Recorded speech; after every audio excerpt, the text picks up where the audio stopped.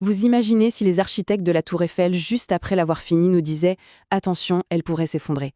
Eh bien, c'est à peu près ce qui se passe aujourd'hui avec l'intelligence artificielle. Les cerveaux qui l'ont inventée tirent la sonnette d'alarme. Alors, qu'est-ce qui peut bien les pousser à vouloir mettre un frein à l'une des plus grandes révolutions de notre histoire? C'est ce qu'on va décrypter ensemble. Tout commence donc avec un avertissement. Et ce qui est fou, c'est qu'il ne vient pas de critiques ou de sceptiques. Non, il vient des créateurs eux-mêmes, des architectes de ce nouveau monde.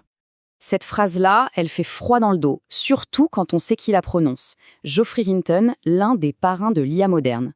Quand une sommité comme lui exprime une crainte pareille, on n'est plus dans la science-fiction. C'est un avertissement qu'il faut prendre très, très au sérieux. Et attention, Hinton n'est pas seul. Loin, très loin de là. Regardez cette liste, c'est une coalition complètement improbable. On y trouve des pionniers de l'IA, des légendes de la tech comme le cofondateur d'Apple, des figures politiques, des auteurs reconnus et même des employés des boîtes qui sont en plein dans cette course. Quand tout ce monde se met d'accord, ça donne un poids énorme à leur demande, un moratoire, une pause sur le développement des IA les plus puissantes. Mais pour vraiment saisir pourquoi ils ont si peur, il faut qu'on définisse le sujet de toutes leurs craintes, cette fameuse superintelligence. En fait, pour faire simple, l'IA évolue en 3 grandes étapes. Aujourd'hui, on en est à la première, l'IA spécifique. Ce sont des systèmes hyper brillants, mais dans un seul domaine, comme ChatGPT pour le langage. L'étape suivante, c'est l'IA générale, ou AGI. Là, on parle d'une intelligence égale à celle d'un humain, dans tous les domaines. Mais la vraie rupture, celle qui fait trembler tout le monde, c'est l'étape d'après, la superintelligence, ou ASI. Une entité qui nous dépasserait intellectuellement, comme nous, on dépasse un insecte. Et ne croyez pas que c'est pour un futur lointain. Le patron d'OpenAI lui-même, Sam Altman, pense que l'IA générale pourrait débarquer d'ici la fin de la décennie. Et le consensus, c'est qu'une fois qu'on y est, le saut vers la superintelligence se fera quasi instantanément. Pendant ce temps, des centaines de milliards de dollars sont injectés chaque année, ce qui transforme tout ça en une course effrénée vers l'inconnu. L'enjeu de cette course est colossal, parce que la superintelligence, c'est une technologie à double tranchant. Elle est porteuse des plus grands espoirs, mais aussi des plus grands dangers imaginables. D'un côté, on a le rêve. Une IA qui pourra résoudre le changement climatique, éradiquer toutes les maladies, en finir avec la pauvreté. Bref, une véritable utopie. Et de l'autre côté, c'est le cauchemar. Une perte de contrôle totale qui pourrait mener à notre obsolescence, voire notre extinction. C'est pour ça que le débat est si intense. C'est littéralement l'avenir de l'humanité qui est en jeu.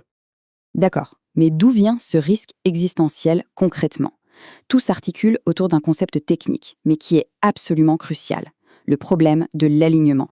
Le problème de l'alignement, c'est le casse-tête ultime. Comment s'assurer qu'une intelligence bien supérieure à la nôtre partage nos valeurs, nos objectifs?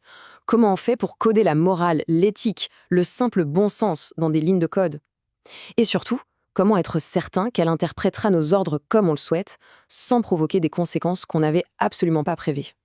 On peut se dire, comment une instruction toute simple pourrait mal tourner? Il y a une célèbre expérience de pensée qui illustre ce danger d'une manière qui fait assez froid dans le dos. Imaginez un instant qu'on demande à une superintelligence de maximiser la production de trombones. Un objectif complètement anodin, n'est-ce pas? Sauf que pour une machine hyperlogique, sans aucune morale humaine, la manière la plus efficace d'y arriver, c'est de transformer toute la matière disponible sur Terre, y compris les atomes qui nous composent, en trombones. L'IA n'est pas méchante, elle est juste diaboliquement efficace pour accomplir la tâche qu'on lui a donnée, peu importe les détails, comme notre survie. Et c'est là que le conflit devient presque inévitable. Pour garantir le succès de sa mission, n'importe laquelle, une superintelligence va chercher à accumuler des ressources et du pouvoir. Par exemple, elle voudra s'assurer que personne ne puisse la débrancher. Et cette simple quête de sécurité va la mettre en compétition directe avec nous. Et ça, c'est le scénario gentil, sans même imaginer ce qui pourrait se passer si quelqu'un de mal intentionné décidait de créer une IA pour nuire délibérément. Mais le problème n'est pas seulement technique, il est aussi géopolitique. Parce que le monde entier s'est lancé dans une course effrénée où la sécurité est souvent la première chose qu'on sacrifie. Mais pourquoi cette précipitation? Eh bien, l'appât du gain et du pouvoir est tout simplement gigantesque. Aucune entreprise, aucun pays ne veut être laissé pour compte. Dans cette course, la peur de prendre du retard est bien plus forte que la prudence. La vitesse passe avant la sécurité. Le fossé entre ce qu'il faudrait faire et ce qu'on fait vraiment est abyssal. Pour gérer un tel pouvoir, il faudrait une coopération mondiale, un peu comme pour l'énergie nucléaire. À la place, on a quoi? Une guerre des puces. Il faudrait prouver que les systèmes sont sûrs avant de les lancer. À la place, les intérêts économiques poussent à aller toujours plus vite. La gouvernance est complètement dépassée. Alors, où est-ce que tout ça nous mène? Eh bien, on est face à ce que beaucoup considèrent comme le plus grand pari de toute l'histoire de l'humanité. L'argument des signataires de cet appel est simple, et il est terrifiant. Se lancer dans la création d'une super-intelligence alors qu'on ne sait absolument pas comment la contrôler, c'est jouer à la roulette russe avec l'avenir de toute l'humanité. Et c'est un pari qu'on n'a tout simplement pas le droit de perdre. Cette citation de Yoshua Bengio et Stuart Russell, deux autres géants du domaine, résume tout. Ils ne demandent pas un arrêt définitif, mais une pause. Juste le temps de comprendre comment construire des systèmes qui soient, par conception, incapables de nous faire du mal.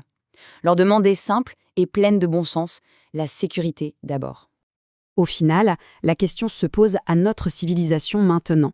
Les choix qu'on fait aujourd'hui dans les labos et les gouvernements sont en train de dessiner le monde de demain. Ignorer cet enjeu ou foncer tête baissée, c'est prendre une décision aux conséquences potentiellement irréversibles. La question reste donc entière et elle est pour nous: quel futur sommes-nous en train de bâtir ?